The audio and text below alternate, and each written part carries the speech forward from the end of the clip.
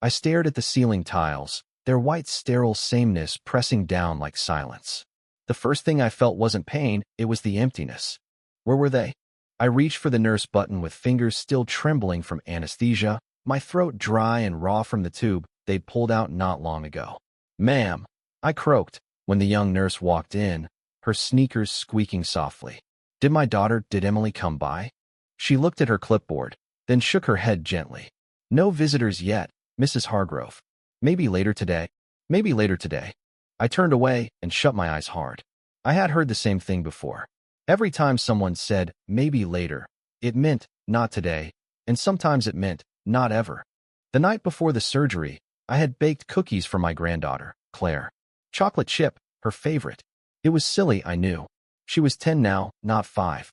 But something about doing it made me feel like myself, the woman I was before knees turned brittle, before hips needed replacing, before the beeping machines, and the sterile gowns, and the way nurses always said "sweetie," like I was 5.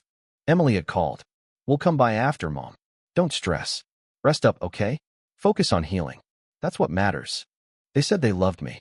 They said they'd be there. But they weren't. I remember how cold it felt, waking up to nothing. No familiar voice. No warm hand. Just the beep, beep, beep of my heart on a monitor. I tried to sit up and immediately gasped. Pain shot through my side like a scream. The nurse rushed back in and gently eased me down. "Don't push yourself. You just came out of anesthesia." I wanted to scream, not from the pain, but from the absence. I had counted on them. I'd rearranged my fears around their promises. But this was a kind of heartbreak I hadn't known before. I thought about calling. I did. But something inside me froze each time I reached for the phone. Wasn't it enough that I was lying here, post-surgery, stitched and sore and scared?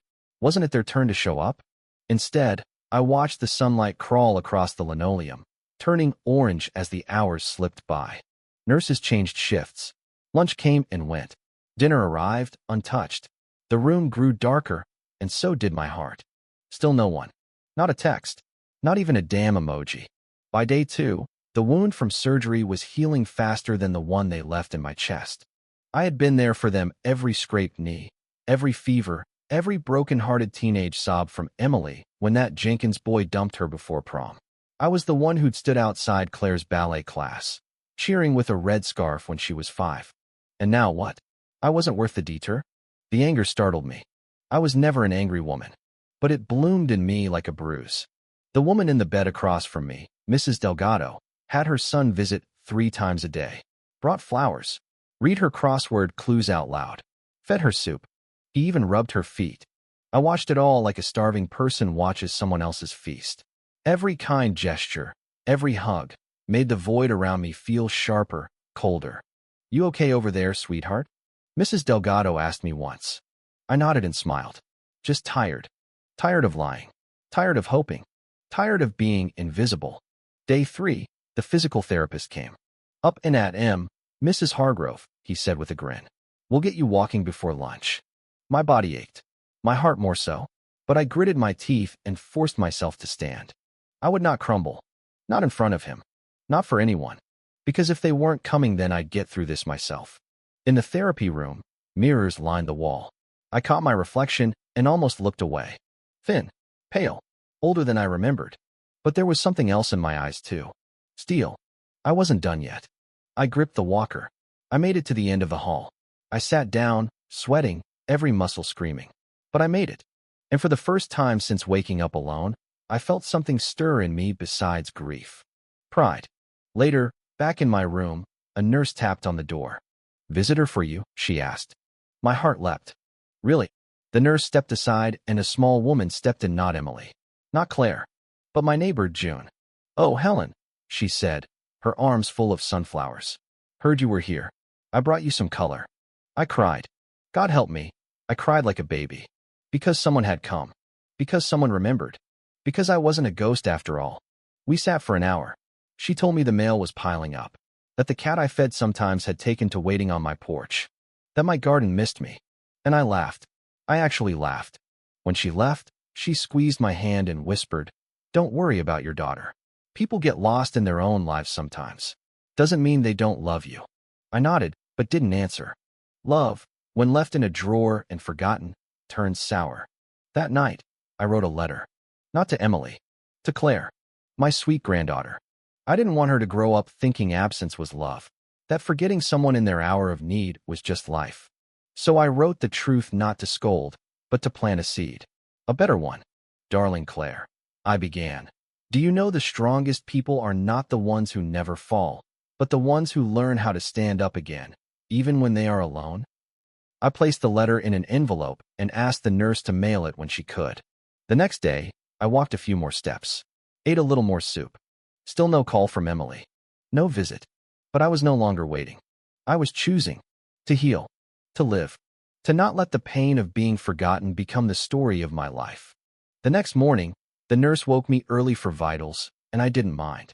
The beep of the monitor, the sting of the blood pressure cuff, it all reminded me I was still here, still breathing, still myself, even if the world seemed to have misplaced me. Breakfast was oatmeal and overcooked eggs. I ate it slowly, pretending it was something better, because today, I decided, I'd ask the therapist to let me try the stairs. I want to go up, I told him. Even just a few steps. Stairs, he laughed. You're not supposed to do stairs for at least another day or two. I'm not asking to climb a mountain, I said. Just 5. Give me 5. He studied me for a second. I think he saw something in my eyes. He nodded. 5 steps it is. They set me up with a gait belt, 2 aides flanking me like nervous parents, and we walked slowly to the stairwell at the end of the hallway. My legs shook just looking at it. 5 steps. It felt like Everest. But I gripped the handrail, pressed my teeth together, and took the first one. My right leg wobbled. The muscles complained. But I made it. 1. Then 2. Then 3. Tears blurred my eyes by the 4th, but not from pain, from the fight. From the climb. Step 5 was mine. The aides clapped. The therapist beamed. But I barely heard them. I stood there, panting, on that 5th step, feeling taller than I had in years. Because for the first time in a long time, I didn't feel like someone's afterthought. I felt like a woman with a will. Later, while resting back in my room, I looked at the little TV mounted on the wall. It was playing one of those daytime talk shows, full of shouting and paternity tests. I muted it. I wasn't in the mood for someone else's drama. I thought of my letter to Claire. I wondered if she'd read it. Would it land in a pile of junk mail? Would Emily toss it aside? Or maybe, just maybe, Claire would open it and hear my voice in her head, telling her about the 5th step, about strength, about not waiting for the world to show up. The idea gave me comfort. A knock at the door. The nurse again. This came for you, she said, holding out a piece of paper. Fax.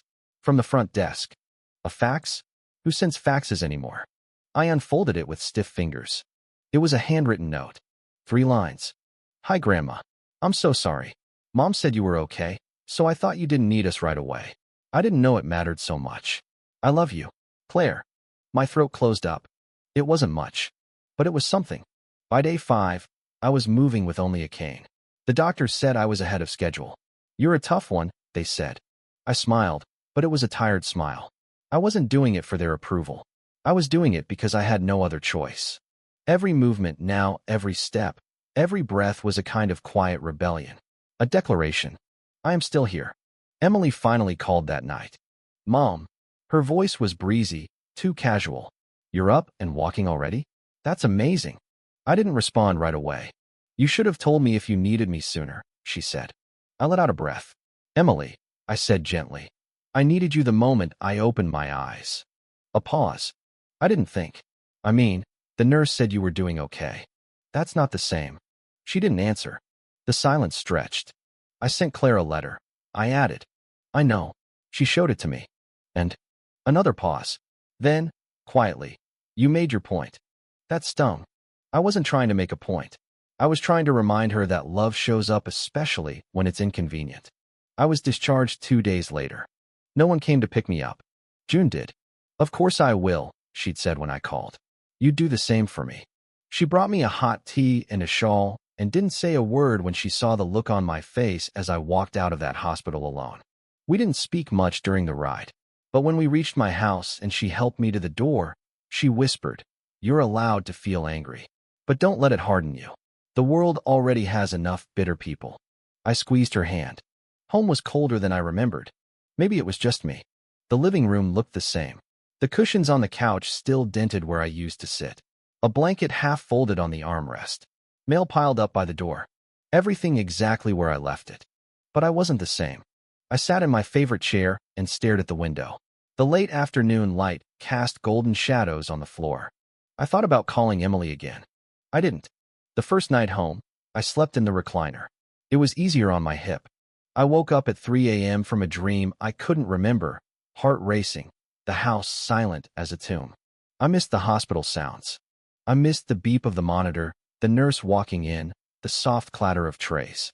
But more than anything, I missed feeling like someone might check on me. Now it was just me.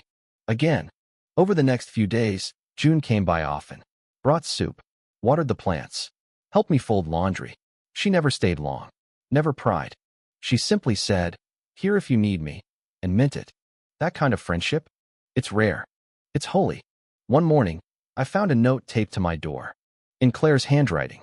I asked Mom to drive me, but she said you needed rest. I hope this is okay. I love you. Can I come visit this weekend? There was a tiny heart drawn next to her name. I pressed the note to my chest. The weekend came. And so did Claire. She ran up the porch steps, breathless, her hair in a ponytail, and hugged me like she meant it. "Oh, Grandma," she whispered. "I missed you." And just like that, I softened. Not because I forgave everything, but because the part of me that needed love more than justice had been starving. We spent the day baking. The cookies came out a little burned, and we laughed so hard, we cried. She helped me down the stairs to the garden, and we sat there for a long time, just watching the birds and the breeze and the soft sway of the lavender bushes. It wasn't the apology I thought I needed, but it was real. It was now. It was love. That night, after Claire left, I sat with the photo album on my lap. I flipped through pages of birthdays and graduations and Christmas mornings. Every face smiling. Time had moved so fast, and I had spent so many years giving, never imagining I'd one day be the one left behind. But now, I understood something I hadn't before. Sometimes, love needs a wake-up call. Sometimes, being alone isn't a punishment. It's a mirror.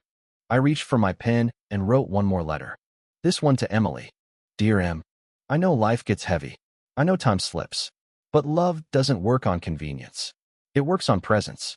I'm not angry. I'm just learning how to expect less and how to give differently. But I hope someday, when you're older and your own daughter forgets a promise, you'll remember what it felt like to leave a woman alone in a hospital bed after surgery. And maybe you'll choose differently. Love. Mom. I didn't know if I'd send it, but writing it felt like closing a wound. Summer arrived quietly, the way it always does in a small town, with the scent of cut grass and the hum of lawnmowers, with kids riding bikes down the street until dusk, with neighbors lingering on porches holding lemonade in jam jars. And me, in my garden, slowly reclaiming the parts of myself I thought I had lost. I moved with more ease now. The hips still ached, but less than before. I had found a rhythm in my recovery. One slow breath. One deliberate step. But inside, something else was healing too. That quiet voice, the one that used to tell me, "You're not needed anymore," it had gone almost completely silent. Because now I knew I was needed. Maybe not every day. Maybe not in loud, obvious ways. But needed still. Claire visited again. More often, this time.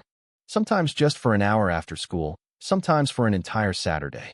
She helped me with groceries, read books to me in the evenings, and asked questions about my childhood, like she was collecting puzzle pieces of who I used to be. One day, she looked up from her drawing at the table and said, "You were really lonely in the hospital, huh?" I didn't want to lie. I nodded. She put her pencil down and came to sit beside me. "I won't let that happen again." I smiled gently, but deeply. "That means more than you know." A few days later, I received a letter. Not an email, not a text. A real letter. In Emily's handwriting. It began simply, "Mom, I've been thinking a lot." She wrote about how overwhelmed she'd been. About how she assumed I'd be okay. About how she thought love was something you could keep in the background, always there, even if you didn't water it. "I thought showing up after surgery would be enough," she wrote. "But I see now that showing up late sometimes feels the same as not showing up at all." She didn't apologize in a dramatic way. Just honestly. Softly. I sat with that letter for a long time. Then I placed it in the drawer next to Claire's note, small promises made by 2 generations of women learning, slowly, How to Love Better. Summer melted into early fall. The leaves outside my kitchen window began to curl at the edges, yellow and dry. I could smell the change before I saw it. Life kept moving. So did I. I started volunteering again just 2 mornings a week, answering phones at the community center. It gave me a reason to put on lipstick, to wear my good earrings, to feel like someone who mattered. "Mrs. Hargrove, you're the most dependable one here," the receptionist told me one Tuesday. And I thought, if only you knew the irony in that. One rainy afternoon, Emily showed up. No warning. Just knocked on my door with a grocery bag in one hand and her eyes full of something I couldn't read. "Thought I'd cook for you," she said. I stepped aside. She moved through the kitchen like she used to in high school, opening drawers without asking, humming to herself, chopping onions with a little too much force. We didn't talk much during dinner, but when the plates were cleared, she stayed. That alone, her not rushing out, meant more than any words could have. Later that night, over tea, she finally spoke. "Mom, do you think I'm a good daughter?" The question landed heavy between us. I looked at her, really looked, not as the grown woman with her own house and mortgage and child, but as the girl who used to crawl into my bed after nightmares, the one who called me from college just to say hi. "I think you're a daughter who's learning. Like we all are." She blinked back tears. "I was scared to come sooner. Scared you'd be angry." I admitted. But anger isn't what stayed. What did? The loneliness. And the lesson. She nodded. "I'm still learning, too." We didn't hug that night, but she placed her hand over mine as we sat quietly on the couch. That touch, that small, steady warmth, was enough. It said everything words had failed to. Weeks passed. The ache in my hip became a dull memory, but the clarity it left behind, that remained sharp. I no longer waited by the phone. I no longer measured love in how often it showed up, but in how honestly it returned. Sometimes Claire came by with stories from school and tiny heartbreaks that I recognized all too well. Sometimes Emily dropped off groceries or stayed to sweep the porch, her silence no longer heavy with guilt, but with comfort.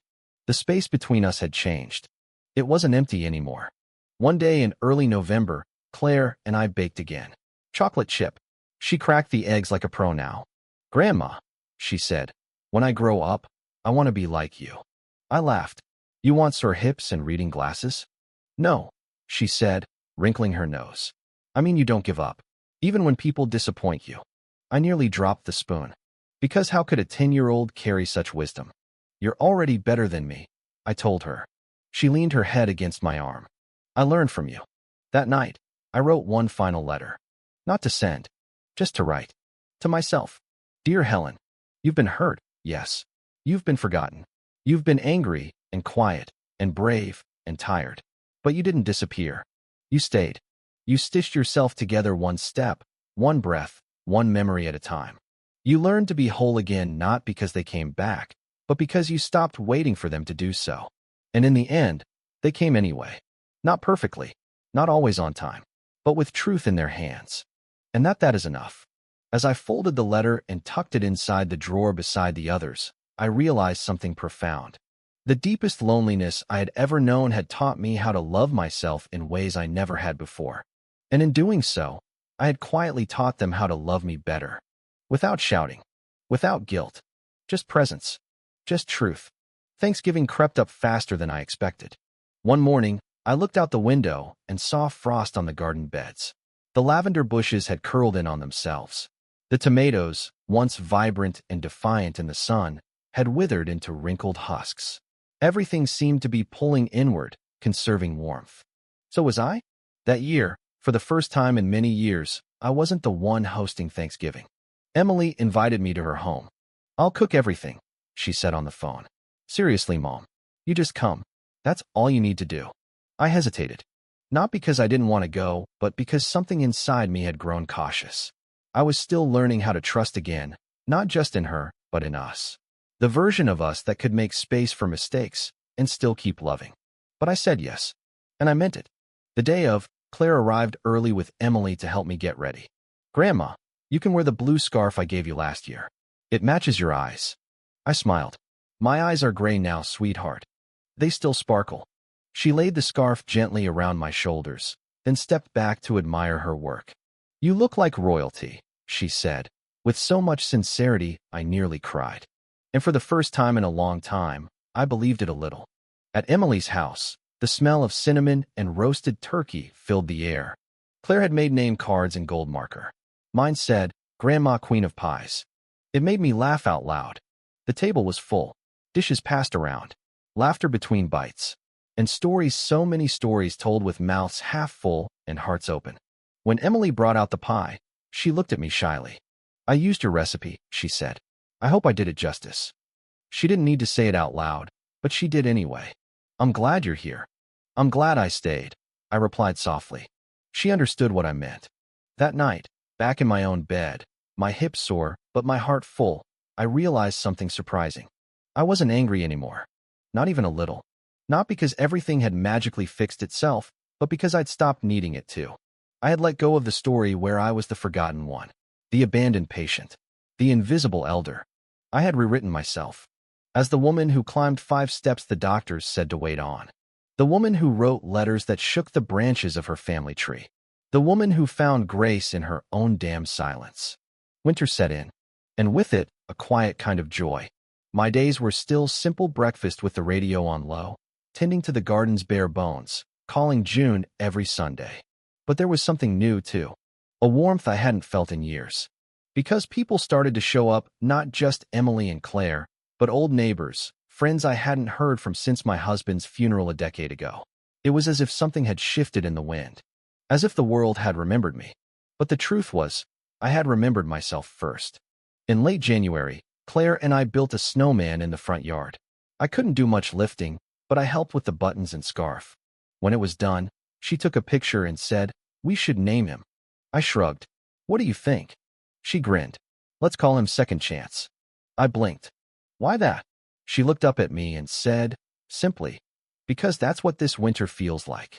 I knew then that something had settled inside her, a new kind of awareness, planted like a seed from that first letter I wrote her after surgery. And maybe, years from now, when she's my age and finds herself in a moment of aching solitude, she'll remember how we survived it. Together. She'll remember that sometimes love fails. Sometimes people forget. But the ones who truly care? They find their way back. Even if it takes time. Even if it takes a letter. Even if it takes 5 stairs and a tray of burnt cookies. February arrived with its gray skies and cracked sidewalks.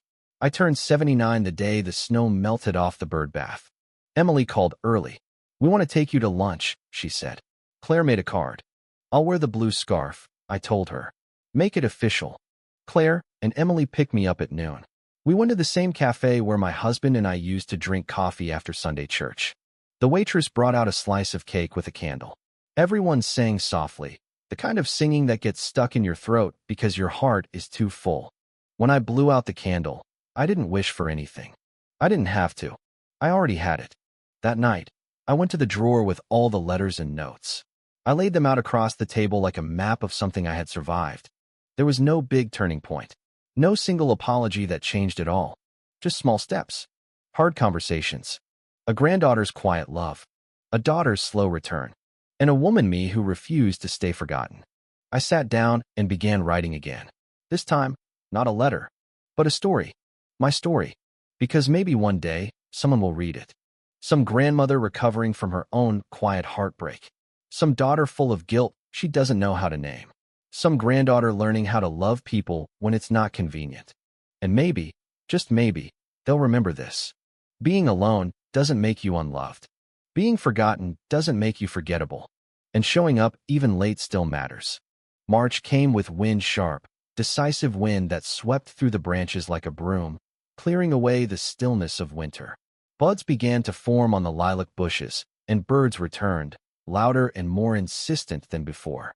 It was as though the world was waking up again. So was I? Every morning now, I stood by the kitchen window, tea in hand, and simply watched. The quiet had become a companion, not a sentence. I wasn't waiting anymore, not for a knock at the door, not for the phone to ring. I had become full without needing to be filled by others. That, perhaps, was the biggest change of all. Emily started inviting me to more things. Sunday brunch, school open houses, even grocery runs, where we'd bicker over which brand of peanut butter was better and laugh too loud in the cereal aisle. One Sunday, while Claire and I sat at a picnic table in the park, Emily handed me a folded piece of paper. Her expression was unreadable. I opened it slowly. It was a list. At the top, things I never said but should have. I blinked. The first line read, "I was terrified when you went into surgery, and instead of facing it, I distracted myself." The second, "You were right to be hurt." The third, "You were always stronger than I gave you credit for." And the last, "I want to do better not just for you, but because of you." I didn't speak right away. Words didn't seem necessary. Instead, I reached across the table, cupped her face with one hand, and whispered, "You already are." Emily turned her cheek slightly into my palm, a gesture she hadn't made since she was a girl, back when she scraped her knees and cried about boys who never called back. Sometimes, redemption doesn't come loudly. Sometimes, it's as soft as that. In April, I was asked to speak at the community center. Just 10 minutes about aging, about resilience, about what it means to be seen. I nearly said no. Then I remembered how scared I'd been to take 5 steps in a hospital stairwell, and how I did it anyway. So I said yes. The day of, I wore my best blouse, navy blue with a pearl pin on the collar. Claire helped me practice in the mirror. Emily drove me and waited in the back row, holding a bouquet of daffodils. I stood behind a wobbly podium with a glass of water, cleared my throat, and began. I used to think loneliness was something that happened to people who gave up on life. But I was wrong. Heads turned. Eyebrows lifted. Loneliness isn't a punishment. It's an alarm. A signal. Sometimes, it tells us what needs to change. I paused. I had surgery a few months ago. My family said they'd come. They didn't. And I woke up completely alone. Not angry. Just broken. Silence. Something cracked open in me that day.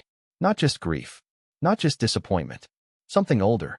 Something I didn't even know I'd buried. A few people nodded. Some looked away. I realized how easy it is to disappear, not just from other people's lives, but from your own. And how much strength it takes to come back. Another breath. A long one. I don't tell you this so you'll feel sorry for me. I tell you because maybe someone here has been that forgotten person. Or maybe you've been the one who forgot. A wave of stillness in the room. But it's not too late. It's never too late to show up again. For yourself. For each other. When I finished, no one clapped right away. They just sat, quietly, taking it in. Then applause. Slow. Then swelling. Emily stood. She was crying. And smiling. After that, something shifted not just in my family, but in me. I was invited to speak again. Then again. And again. Each time, I told a piece of the story. Not always the darkest parts. But the real ones. I spoke to women who'd been abandoned by their children. To young men who hadn't spoken to their parents in years. To nurses. To high schoolers. To daughters. To strangers. And each time, I ended with the same line. We don't stop mattering just because we get quiet. We don't stop needing love just because people assume we're strong. One evening in June, I sat on the porch with Claire, watching fireflies blink in and out across the yard. She leaned her head on my shoulder and whispered, "I want to be someone who shows up." I kissed the top of her head. "You already are." That summer, Emily planned a weekend away, just the 3 of us. No Wi-Fi. No distractions. A cabin near a lake where time slowed down. We cooked over a fire, played cards, laughed until our stomachs hurt. And one night, as the wind moved through the pine trees like a lullaby, Emily said something I'll never forget. "I thought you'd never forgive me," she said, her voice barely louder than the crackling fire. "I didn't have to," I replied. "You did that yourself." She looked confused. "You forgave yourself the moment you came back. That's what matters." Forgiveness isn't always an event. Sometimes it's a process. Sometimes it's 1,000 quiet moments where the ache gets a little smaller. Where love starts to speak louder than resentment. Where time softens what anger once hardened. Now, as I write this, the final page of the story, I never thought I'd tell. I am struck by how much one hospital bed changed everything. Not because of who didn't come, but because of who I became while I waited. I became a woman who no longer begs to be remembered. I became a woman who speaks her truth, even when her voice shakes. I became a grandmother who teaches her granddaughter not just how to bake cookies, but how to survive heartbreak. I became the version of myself I didn't know I had the courage to be. If you ever find yourself in a hospital bed, heart cracked open by absence, remember this. You are still whole, still worthy, still alive. And somewhere, whether it's tomorrow or 10 years from now, someone will remember how you made it through. They'll find strength in your story. And maybe, just maybe, they'll show up for someone because you taught them how. Not with lectures, not with shame, but with resilience, with love, with 5 brave steps on a stairwell that no one expected you to climb.